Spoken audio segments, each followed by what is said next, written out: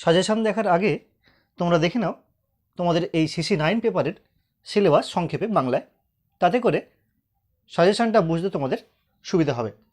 তো দেখো, তোমাদের এই পেপার CC9-এর যে সিলেবাস, সেখানে রয়েছে হিস্ট্রি অফ ইন্ডিয়া 1526 থেকে 1605। তো এর আগের সেমিস্টারে, থার্ড সেমিস্টারে তোমরা যে পেপার পড়েছিলে CC7, সেখানে ছিল 1206 থেকে 1526।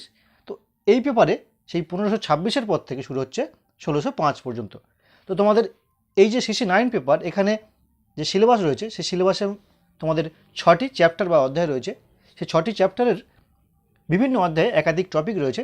সেই টপিকগুলি আমি সংক্ষেপে বলছি, দেখে নাও।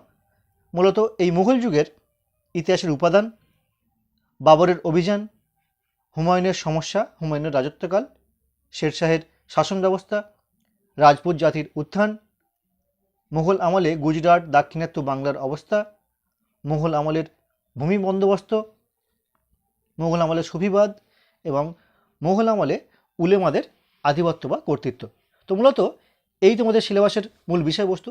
তো এই পুরো সিলেবাসকে কম্পেয়ার করে তোমাদের বিগত 3 বছরের যে পরীক্ষা হয়েছে 2021, 22, 23, সেই ফাইনাল পরীক্ষার প্রশ্নপত্রের সঙ্গে আমি আজকের এই সাজেশনটা তৈরি করেছি।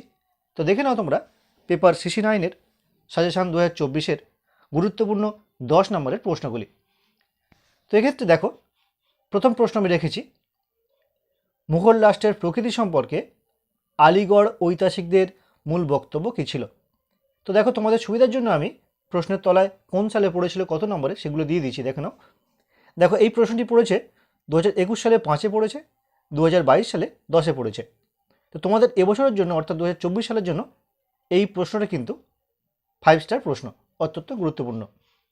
দেখো, পরবর্তী প্রশ্ন দেখো, আকবরের রাজনীতি সম্পর্কে সংক্ষিপ্ত বিবরণ দেওয়া বিশ্লেষণ করো। এটি 2021 সালে পড়েছে 10-এ। তো তোমাদের এবছরের জন্য কিন্তু গুরুত্বপূর্ণ। দেখো, আকবরের ধর্মনীতি কিভাবে মুঘল রাষ্ট্রকে শক্তিশালী করেছিল, এই প্রসঙ্গে বলি। দেখো, তোমাদের এই পেপারের সিলেবাসে আকবরটা মেন, বাবরের সঙ্গে রয়েছে। যেহেতু বাবর থেকে আকবর, তাই আকবর সম্পর্কে একাধিক প্রশ্ন আসবে। দেখো, এই রাজপুত নীতি এবং ধর্মনীতি, এই দুটি প্রশ্ন কিন্তু 2023 সালে আসেনি। তো আমি মনে করছি তোমরা এই দুটি প্রশ্ন করলে 100% একটি প্রশ্ন তোমরা কিন্তু পেয়ে যাবে, অর্থাৎ 10 নম্বর তোমাদের হাতের মুঠে চলে এসছে আমি মনে করি। আকবরের রাজপুত নীতি এবং আকবরের ধর্মনীতি, এক্ষেত্রে বলবো এই দুটি প্রশ্নের মধ্যে আবার ধর্মনীতিটা অত্যন্ত গুরুত্বপূর্ণ। তাই দেখো, আমি 3 স্টার দিয়েছি এবং আমার মনে হয়েছে যে এই প্রশ্নটি অবশ্যই তোমরা পাবে। তো তোমাদেরকে বলবো, তোমরা এই দুটি প্রশ্ন অবশ্যই ভালো করে তৈরি করো। এই দুটি প্রশ্নের মধ্যে কিন্তু একটি প্রশ্ন তোমরা পাচ্ছ। তো দেখে নাও পরবর্তী প্রশ্ন, মুঘল যুগে অন্তর্দেশীয় বাণিজ্যের উত্থানের কারণ আলোচনা করো। এটি তোমাদের এবছরের জন্য অত্যন্ত গুরুত্বপূর্ণ প্রশ্ন, যেহেতু 2022 সালে পড়েছিল। দেখো, পরবর্তী প্রশ্ন দেখো, মুঘল সম্রাট আকবরের কৃতিত্ব আলোচনা করো। তিনি কি প্রকৃত অর্থে মহান সম্রাট ছিলেন? এটি অত্যন্ত গুরুত্বপূর্ণ প্রশ্ন। দেখো, পরবর্তী প্রশ্ন দেখো, কৃষি ও কৃষকদের শ্রেণীগত বিভিন্নতা উল্লেখ সহ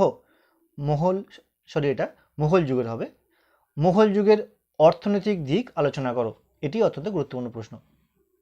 তারপরের প্রশ্ন দেখো, মুঘল ভারতের ইতিহাস চর্চায় আবুল ফজলের অবদান উল্লেখ করো। পরের প্রশ্ন দেখো, শেরশাহের মূল শাসন সংস্কারগুলি সংক্ষেপে আলোচনা করো। এটি কিন্তু তোমাদের অত্যন্ত গুরুত্বপূর্ণ প্রশ্ন। তো মূলত তোমাদের আমি এই 8টি প্রশ্ন দিলাম, অত্যন্ত গুরুত্বপূর্ণ যে প্রশ্নগুলো। এই 8টি প্রশ্ন ছাড়াও আমি অতিরিক্ত কয়েকটি প্রশ্ন তোমাদের জন্য রেখেছি, সেগুলি তোমরা দেখতে পারো। দেখো, সেগুলি যেগুলো অতিরিক্ত প্রশ্ন বা এক্সট্রা কোশ্চেন যেগুলো, যার প্রথমটা দেখে নাও, 1526 খ্রিস্টাব্দ থেকে 1556 খ্রিস্টাব্দের পর্যন্ত মুঘল আফগান দ্বন্দ্বের একটি সংক্ষিপ্ত বিবরণ দাও।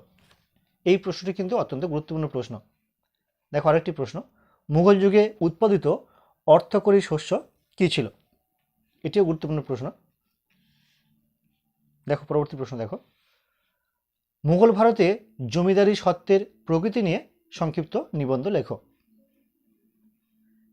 শেরশাহ প্রবর্তিত ভূমি রাজস্ব নীতি সম্পর্কে সংক্ষিপ্ত বিবরণ দাও। তো মূলত এই গেল 10 নম্বরের গুরুত্বপূর্ণ গুরুত্বপূর্ণ প্রশ্ন এবছরের জন্য। এই প্রসঙ্গে বলি, তোমাদের যেহেতু এটা পেপার CC9, তো তোমাদের এই সেমিস্টারে আরও দুটি পেপার রয়েছে, CC8 এবং 10, সঙ্গে একটি সেক পেপার রয়েছে SSC B2। তো এই তিনটি পেপার CC8, 10 এবং SSC B2 তিনটি পেপারের সাজেশন অলরেডি কিন্তু আমি আপলোড করে দিয়েছি, তোমরা সেগুলি দেখে নিতে পারো। তো এই গেল 10 নম্বরের প্রশ্নের সাজেশন। এবার দেখে নেব 5 নম্বরের গুরুত্বপূর্ণ প্রশ্নগুলি এই পেপারের জন্য। তো দেখে নাও এবার প্রশ্ন মান 5-এর গুরুত্বপূর্ণ প্রশ্ন এই পেপারের। দেখো, প্রথম প্রশ্ন দিয়েছি, মনসবদার এবং জায়গিরদার শব্দ দুটি কি সমার্থক, বা এই দুটি শব্দের তাৎপর্য ব্যাখ্যা করো। পরের প্রশ্ন দেখো, জাট ও সাওয়ার পদের মধ্যে পার্থক্য নির্ণয় করো। পরবর্তী প্রশ্ন দেখো, পানিপথের প্রথম যুদ্ধ এবং খানুয়া যুদ্ধের গুরুত্ব লেখো। পরের প্রশ্ন দেখো, আকবরের সুলিকুল নীতির তাৎপর্য ব্যাখ্যা করো। কবুলিয়ত ও পাট্টা বলতে কি বোঝো? বাবরের ভারত আক্রমণের তাৎপর্য ব্যাখ্যা করো, বা তাৎপর্য কী ছিল। জাবতি ব্যবস্থার উপর একটি সংক্ষিপ্ত টিকা লেখো। মুঘল যুগে সুফি সিলসিলার বৈশিষ্ট্যগুলি আলোচনা করো। দেখো, আরও কয়েকটি প্রশ্ন রয়েছে। মুঘল আমলের সুরাট বন্দরের গুরুত্ব আলোচনা করো। পরের প্রশ্ন দেখো, হুন্ডি ব্যবস্থা কিভাবে মুঘল অন্তর্দেশীয় বাণিজ্য নিয়ন্ত্রণ করত। এই প্রসঙ্গে বলি, তোমাদের এই পেপার এবং আরও যে দুটি পেপার রয়েছে CC8 এবং 10, তো এই তিনটি পেপারের বিগত 3 বছর যে পরীক্ষা হয়েছে 2021, 22 এবং 23, তার প্রশ্নপত্র আমি আলাদা আলাদা ভিডিওর মাধ্যমে করে দিয়েছি। এমনকি সেই প্রশ্নপত্রে যে 15টি করে ছোট প্রশ্ন থাকে, সেই 15টি ছোট প্রশ্নের 3টি ভিডিও 3টি পেপারের 3 বছরের প্রশ্নপত্রের একসঙ্গে আমি একটি ভিডিওর মাধ্যমে করে দিয়েছি, যার লিঙ্ক দেওয়া রয়েছে ডেসক্রিপশন বক্সে, তোমরা দেখে নিতে পারো। এমনকি তোমাদের এই যে সিলেবাস বললাম, এই সিলেবাসের উপর ভিত্তি করে যে গুরুত্বপূর্ণ প্রশ্নগুলি হয়, শর্ট প্রশ্নগুলি এবছরের জন্য যেগুলো অত্যন্ত গুরুত্বপূর্ণ, সেগুলো কিন্তু আমি অলরেডি আপলোড করে দিয়েছি, তোমরা সেগুলি দেখে নিতে পারো। তো দেখে নাও আরও কয়েকটি প্রশ্ন 5 নম্বরের জন্য। যেমন দেখো, খালিসা, জাগির, পাইবা কি, এই যে শব্দগুলি, এই শব্দগুলির অর্থ লেখো। এক্ষেত্রে 3টি শব্দ না দিয়ে 2টি শব্দ দিতে পারে, আবার অনেক সময় 3টি শব্দও দেয়। যাই হোক, পরবর্তী প্রশ্ন দেখো, খুদকস্ত এবং পাইকস্ত রায়ত বলতে ঠিক কী বোঝো। তো মূলত এই গেল 5 নম্বরের গুরুত্বপূর্ণ সাজেশন। এই প্রসঙ্গে বলি, তোমাদের এই যে সাজেশনের প্রশ্নগুলো দিলাম, আমি এই প্রশ্নের একাধিক উত্তর এক করে আমি আপলোড করতে থাকবো, চেষ্টা করবো সবগুলি আপলোড করে দেওয়ার। তো আজকের ভিডিওটি কেমন লাগলো অবশ্যই কিন্তু কমেন্ট করে জানিও, পারলে একটি লাইক করো এবং বন্ধুদের সঙ্গে অবশ্যই শেয়ার করো।